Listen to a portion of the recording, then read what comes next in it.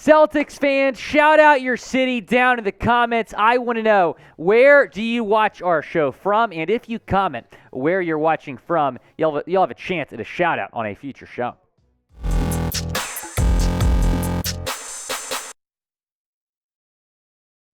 I am Will Scott. You are watching Boston Celtics Today by Chat Sports. Huge win for the C's last night in Sacramento.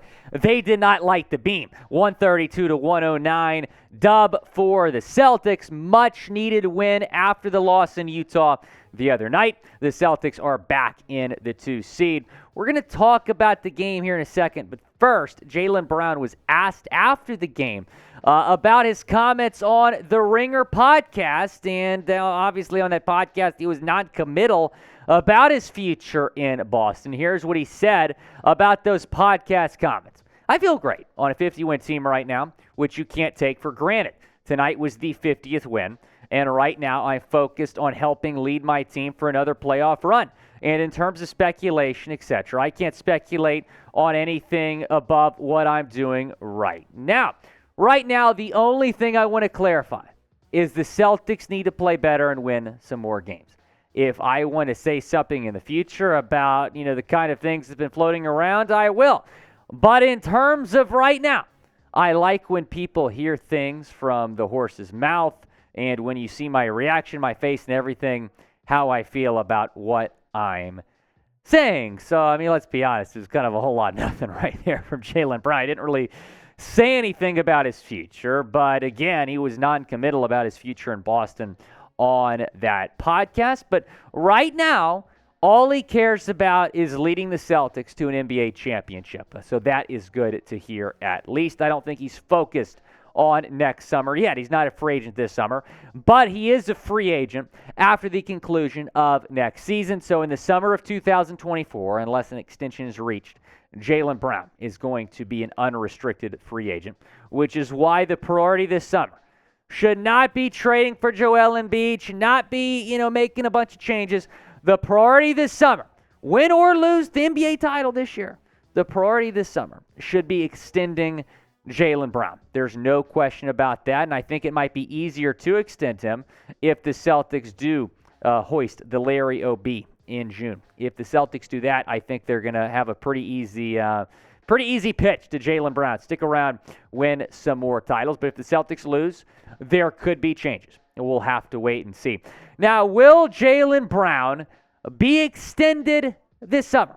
Y for yes or N for no down in the comments section. Let me know what you think. It is the pinned comment on today's video. So when you get hit with an ad break here in a second, go down and take advantage of it by chiming in down in the comments section. Will Jaylen Brown be extended? He was fantastic last night. 27 points, 5 rebounds, 4 assists. Jason Tatum, meanwhile, what I tell y'all yesterday in the preview video, Jason Tatum needs to be Jason Tatum. I said he needs to drop 30 plus. He did. 36 points, 8 rebounds, 4 assists. Derek White was fantastic, by the way. Double-double, 20 points, 12 assists, 7 rebounds. And then I said you got to slow down the Kings because the Kings have the number 1 scoring offense in the association right now, over 120 points per game. You held everybody under 20. De'Aaron Fox at 18. Sabonis, yeah, he dominated the glass, but you held him to 16 points. Harrison Barnes had 11 points, 5 rebounds, and 1 assist.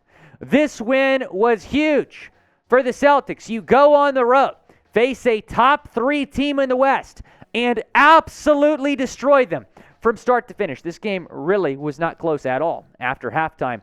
So the Celtics were able to go into Sacramento, get a huge win.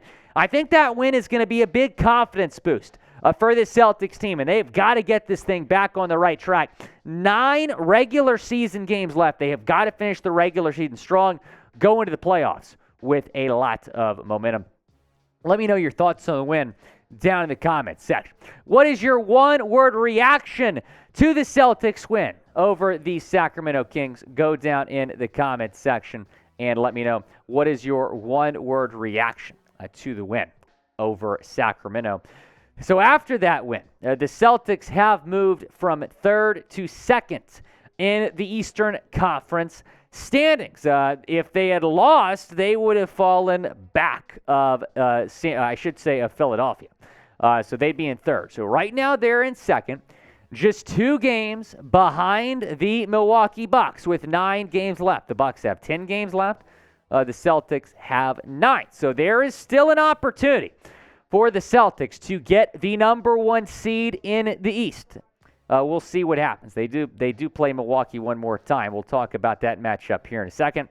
Cleveland, meanwhile, is in 4th. They're probably going to stay in that spot. I think a Cavs-Knicks first-round series is pretty much inevitable at this point. As for the rest of the East, the Nets, they are 39-33, 12.5 games back. They'll probably be the 6 or the 7, which is a big difference because if you're the 6th seed, you avoid a play-in situation. The Heat are the 7th seed, so if the season ended today, it'd be Celtics and Heat first round, which would certainly be interesting, a rematch of last year's Eastern Conference Finals.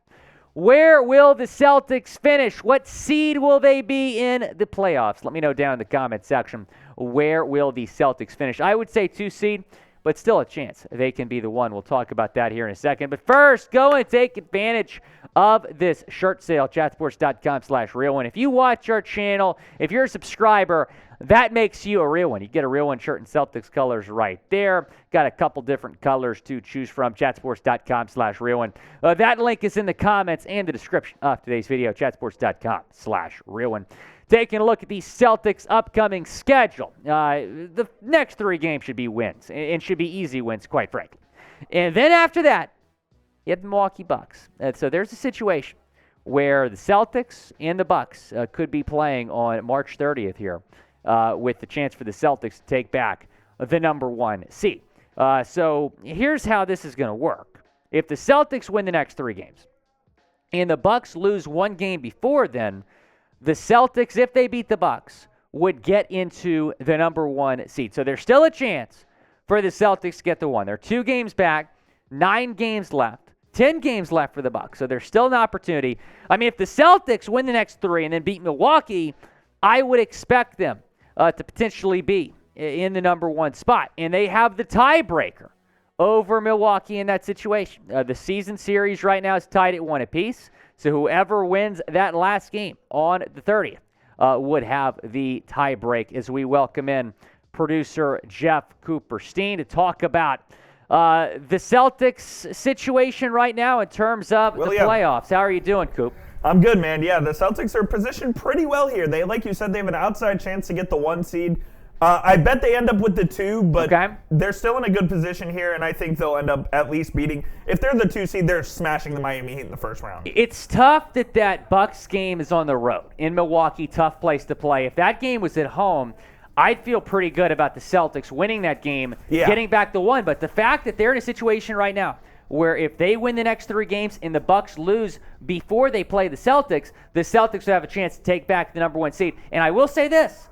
Milwaukee has to face Denver before they face the Celtics. So if Denver beats Milwaukee and the Celtics win out, that game on the 30th could decide the number 1 seed. Yeah, Milwaukee has a tougher schedule than the Celtics for sure. And I think overall this year the Celtics have proven to be the number 1 team in the East. They have fallen a little bit, and I think Milwaukee's been a little more consistent, but overall I still think the Celtics are the best team. So I agree. We'll see over these last 8 or 9 games what happens, but I like the Celtics' chances here in the East. I absolutely agree. I think the Celtics are still the favorites in the Eastern Conference. We're going to have you covered.